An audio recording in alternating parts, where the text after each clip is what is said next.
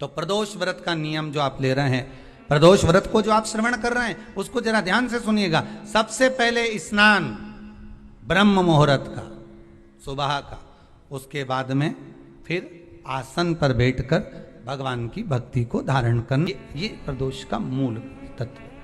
प्रदोष व्रत करने वाले को भोजन नहीं करना चाहिए, ध्यान दीजिएगा। फलाहार करो, उसमें भी नमक का सेवन मत करो। प्रदोष व्रत में नमक का सेवन वर्जित होता है। कारण क्या कारण होता है? उसका एक कारण माना गया नमक की वर्जितता। जिस समय पर एक नगर में एक ब्राह्मणी रहती थी, बहुत भाव से सुनिएगा, प्रदोष व्रत नमक को त्यागने का भाव। एक ब्राह्मणी रहती थी एक नगर में, उसका पति नहीं था, छोटा सा बालक एक साथ में रहता, छोटा सा बालक। अब ब्राह्मण के घर की धर्म पत्नी है,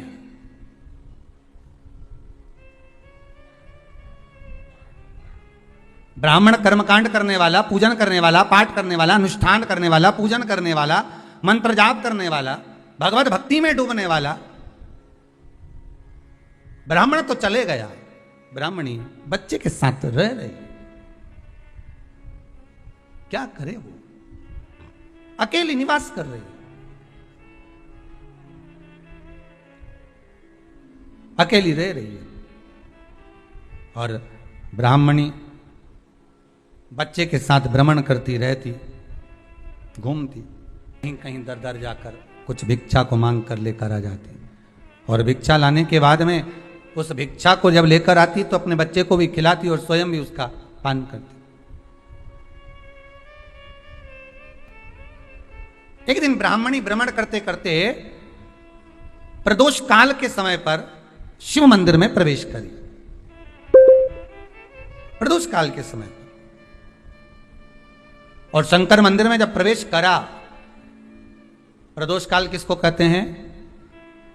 सूर्य अस्त हो रहा हो, रात्रि प्रवेश कर रही हो, दोनों का जब मिलन हो रहा हो वो प्रदोष काल कहलाता है। दोनों का जब मिलन हो रहा,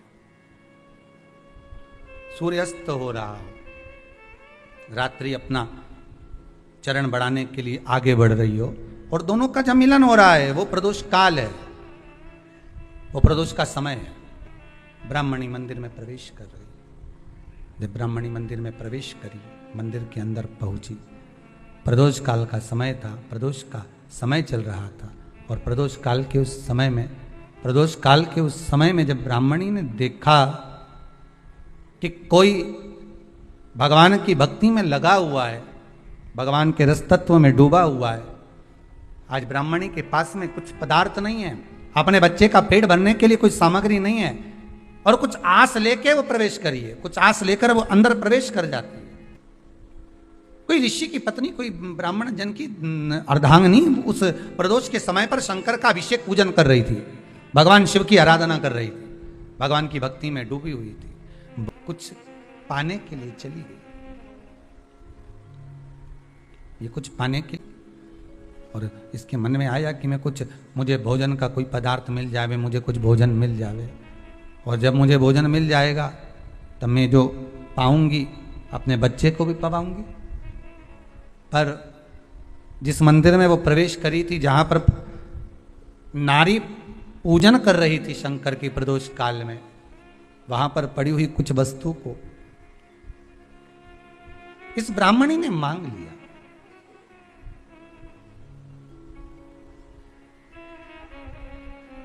मेरे बालक को बहुत भूख लगी है, मेरा बच्चा बड़ा भूखा है, इसके भोजन के लिए थोड़ी सी सामग्री दे दीजिए, इसके भोजन के लिए थोड़ा सा कुछ रस तत्व दे दीजिए।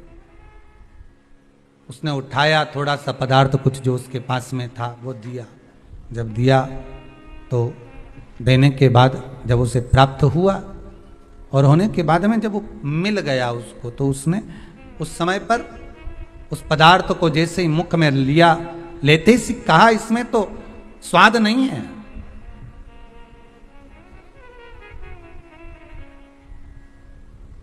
इसमें स्वाद नहीं है।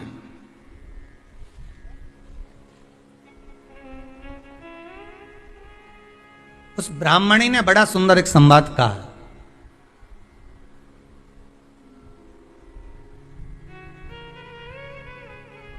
घर का जो बड़ा होता है ना, घर का जो भयो होता है, घर का बुजुर्ग जो होता है, घर का जो प्रथम स्थल प्राप्त करने वाला, मेन कुर्सी पर, अच्छी जगह पर जो बैठने वाला होता है ना, ब्राह्मणी कहती है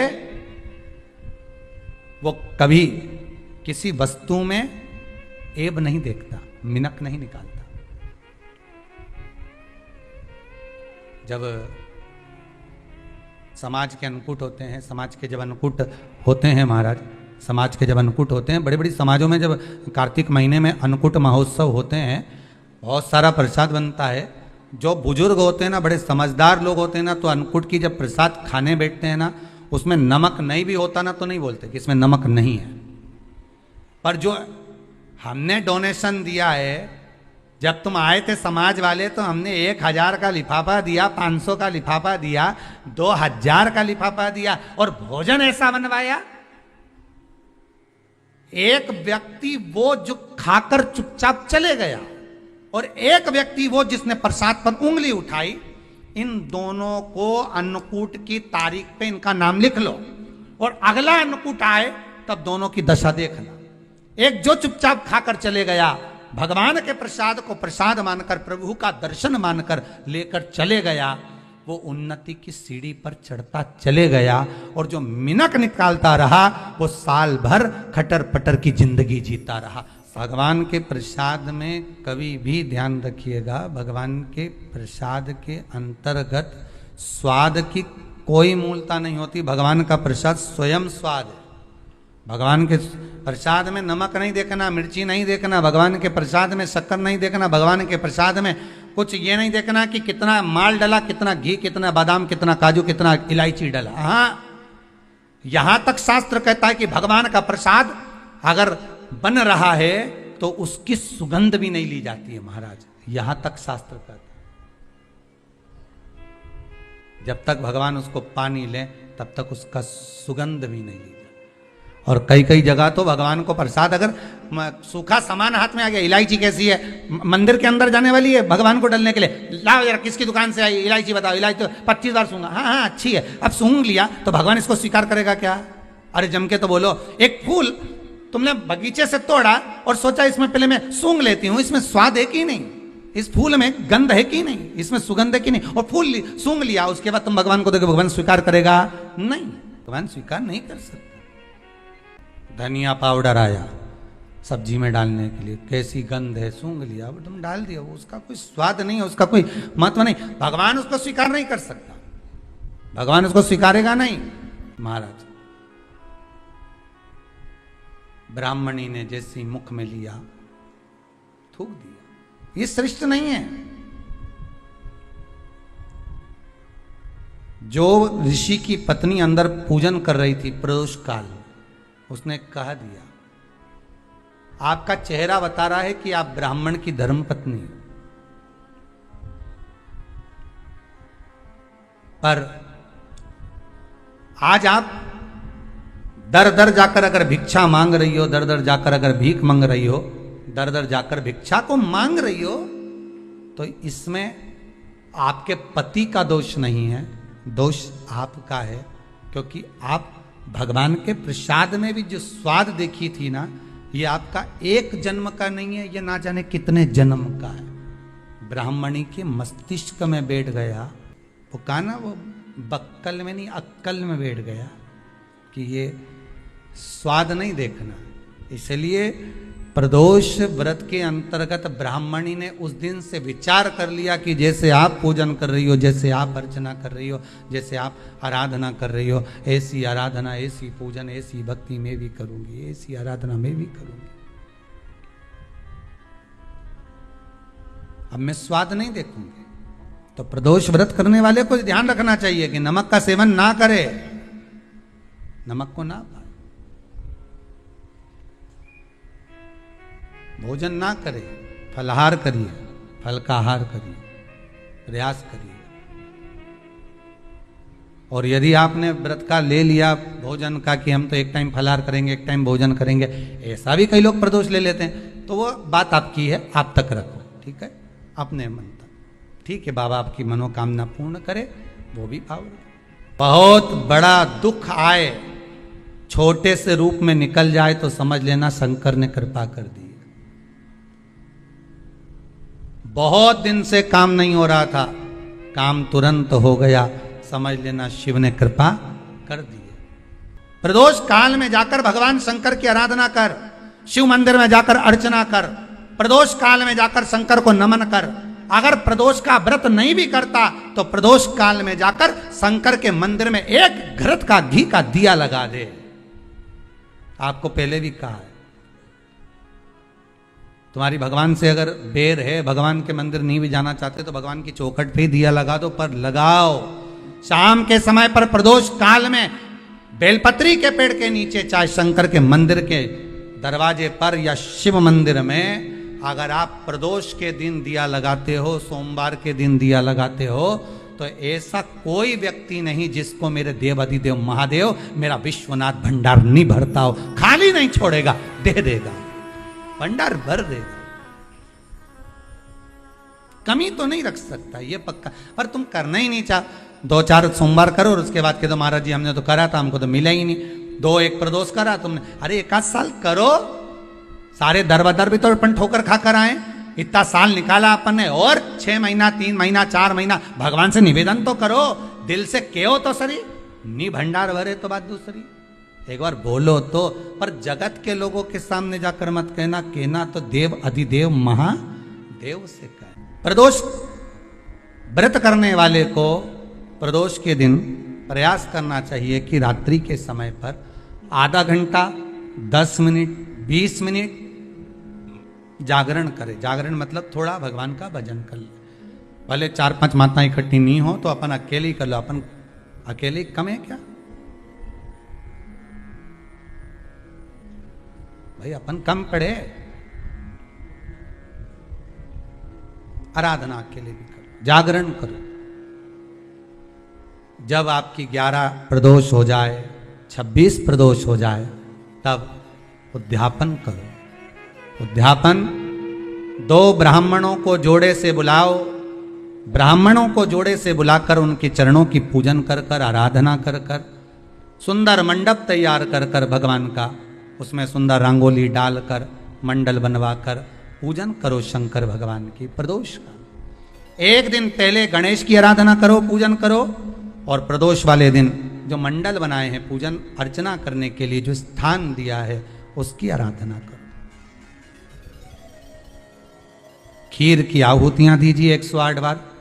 जो ब्राह्मण आए उनके माध्यम से मंत्रों द्वारा पूजन कराकर खीर की आहुतियां दीजिए, शिव नाम महाराज। फिर ब्राह्मणों को जोड़े से भोजन कराकर, चरणों को नमन कर कर, दक्षिणा प्रदान कर कर, निवेदन कर कर ब्राह्मणों से कहें, हे ब्राह्मण देवता, आप हमें आशीर्वाद प्रदान करें कि जिस प्रदोष का हमने व्रत किया है उस व्रत का पुण्य फल हमें प्राप्त हो। ऐसा ब्राह्मण चरण को नमन कर कर, प्रणाम कर कर उनसे अपने मस्तक पर अक्षत छुड़वाएं। फिर नमन कर कर, भोजन कराकर विदा करें। शाम को भगवान का जागरण करें। ऐसे प्रदोष व्रत का उद्यापन कर अपने जीवन को सार्थक बनाएं। ऐसा सुंदर प्रदोष व्रत का व्याख्यान वर्णन स्कंद पुराण में करा गया। वही स्कंद पुराण का प्रदोष व्रत का वर्णन आपको शिव महापुराण के इस सुंदर संवाद में किया गया। दुख की जिंदगी चल रही है, बेलपत्र लीजिए और 7 चावल के दाने इस बेलपत्र के मध्य वाली पत्ती पर रख लीजिए। जो बेटा बेटी बहुत प्रयास कर रहे हो, बहुत कंपटीशन एग्जाम दे रहे हो, बहुत मेहनत कर रहे हो, और उसके बाद भी बहुओं का, बेटियों का, बेटों का अगर कहीं जॉब नहीं लग रहा और कहीं सिलेक्शन हो ही नहीं रहा और बहुत हार चुके हैं, तब एक बेलपत्र 7 चावल के दाने मध्य पत्ती पर 7 चावल के दाने, एक घिसे हुए चंदन की गोली, पीला चंदन को घिस कर उसकी एक गोली बनाए, एक गोली गोल कर कर शिवपिंडी जैसी, शिवलिंग जैसी गोली बनाकर उस चावल के दाने पर रख लो, एक स्थान पर रखकर घर के अंदर ही उसका पूजन कर लो, कर कर दिए से आरती कर कर ऐसी कैसी ही बेलपत्र अशोक सुंदरी वाली जगह पर आकर रख दीजिए। ये किसी भी प्रदोष के दिन या किसी भी सोमवार की अष्टमी के दिन या किसी भी विशेष शिवरात्रि के दिन आप ये एक बार केवल करना है और अपने मन की कामना कर कर उसको रखकर बाबा को घी का 2 दिया लगाकर आ जाना है। मेरा भोलेनाथ आपका हाथ पकड़कर आपको कंपटीशन एग्जाम में विजय दिलाएगा। जिस जिस महीने में जो जो प्रदोष पड़ा करे, जब प्रदोष पड़े बन सके 1 बेलपत्र, बन सके 5 बेलपत्र, शमी पत्र, हरे मूंग, हरा मूंग, बेलपत्र, एक कलश के अंदर थोड़ा सा पानी लेकर 1 बेलपत्र, हरा मूंग, शमी पत्र डालकर और उसमें थोड़ा सा गुड़ डालकर भगवान शिव का स्मरण कर कर प्रदोष काल में, मान लो कोई काम आपका बहुत जरूरी है, बहुत दिनों से आप थक गए हैं, नहीं हो रहा, कर्जा बढ़ रहा है, धन नहीं आ रहा, व्यापार नहीं चल रहा, या कोई समस्या बहुत प्रबल है, कोई एग्जाम में बैठ रहे हो नहीं हो रहा, परीक्षा भी दे दी है, रिजल्ट आने ही वाला है, तो भी प्रदोष काल में, प्रदोष के समय वो जल, मूंग, समीपत्र और बेलपत्र और गुड़ का शंकर के शिवलिंग को समर्पित करना प्रारंभ कर दो। 2 या 3 प्रदोष करोगे, बाबा आपकी मनोकामना शीघ्र पूर्ण कर देगा। 2 या 3 करो, बाबा करें।